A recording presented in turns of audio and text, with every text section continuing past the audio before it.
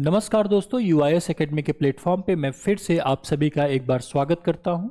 आप सभी को इस बात की अब तक अद्यतन जानकारी हो गई होगी कि यूआईएस एकेडमी प्लेटफॉर्म के द्वारा आप सभी की प्रारंभिक परीक्षाओं को बूस्टअप करने के लिए लिस्टिंग सीरीज चलाई जा रही है, जिसमें हम भारतीय इतिहास में आज जिस टॉपिक को पढ़ने वाले हैं वह हमारे इतिहास में एक बहुत महत्वपूर्ण भूमिका अदा करता है, जिसे सिंधु घाटी सभ्यता के नाम से हम जानते हैं।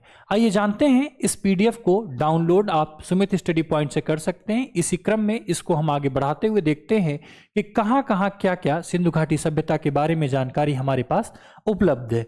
सिंधु घाटी सभ्यता का उद्भव और विस्तार सबसे पहले इस चीज में हम जानेंगे तो आद्य ऐतिहासिक संस्कृति के रूप में इसको जाना जाता है, जिसे हम प्रथम नगरीय क्रांति के रूप में first phase of urban revolution के फॉर्म में जानते हैं। और कहीं ना कहीं यह परीक्षा में बार बार आपसे पूछा जाता रहा है। इसे कांस्ययुगीन सभ्यता के नाम से भी जाना जाता है।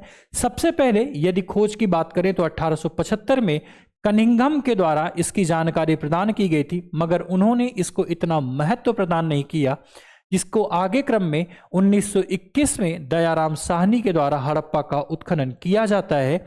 और यहाँ पे इस समय जॉन मार्शल इनके डायरेक्टर के फॉर्म में होते हैं। 1922 में मोहनजोदड़ो का उत्खनन राखल दास के द्वारा किया जाता है। आइए आगे देखते हैं इसके क्षेत्रीय विस्तार के बारे में। तो पंजाब, सिंध, बलूचिस्तान, गुजरात, हरियाणा, पश्चिमी उत्तर प्रदेश में इसका विस्तार पाया जाता है। इसकी आकृति लगभग त्रिभुजाकार है, जो 12,99,600 वर्ग किलोमीटर क्षेत्रफल में विस्तृत है। इसके उत्तरी क्षेत्र जम्मू कश्मीर, पश्चिम में सुतकांगेडोर बलूचिस्तान, पूर्व में आलमगीरपुर उत्तर प्रदेश तथा दक्षिण में दायमाबाद महाराष्ट्र में हमें देखने को मिलता है। तो कहीं ना कहीं पूरा पश्चिम उत्तर दक्षिण बिंदु जो है, इसको आप अपने दिमाग में बिठा लीजिएगा। चलिए आगे देखते हैं। आगे क्या है, हमें समकालीन सभ्यताएं जो थी उसमें मिस्र की, मेसोपोटामिया की, चीन की सभ्यताएं इसके कंटेम्परेरी रूप में हमें देखने को मिलती हैं। मिस्र नील नदी के किनारे विकसित हुई एक सभ्यता है। मेसोपोटामिया दजला और फरात, जिसको इंग्लिश में एफ्रेटस एंड टिग्रिस रिवर के नाम से जाना जाता है।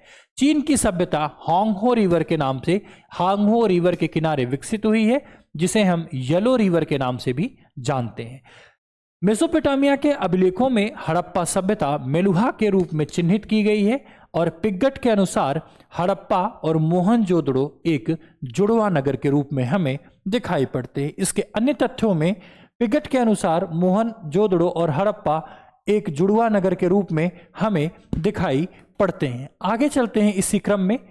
तो अब देखेंगे हम, संभवतः ये स्लाइड यहाँ पे समाप्त हो रही, इसके संबंध में जानकारी हम आपको अगली क्लास में प्रोवाइड करेंगे, जिसमें आपको सारी जानकारी कहाँ कहाँ इसका विस्तार किन क्षेत्रों में हुआ है वो सब कुछ जानने को मिलेगा। किन किन ने किस किस स्थलों की खुदाई की, क्या क्या उसकी विशेषता रही, उसके बारे में भी जानकारी आपको प्रोवाइड की जाएगी। जुड़े रहिए हमारे साथ और इस पीडीएफ को डाउनलोड कीजिए यूआईएस एकेडमी सुमित स्टडी पॉइंट के एप्लीकेशन से। बाकी हम लोग अगली क्लास में इसके विस्तार में और पढ़ेंगे, जानेंगे। तब तक के लिए धन्यवाद। ईश्वर आप सभी का भला करे। जय हिंद।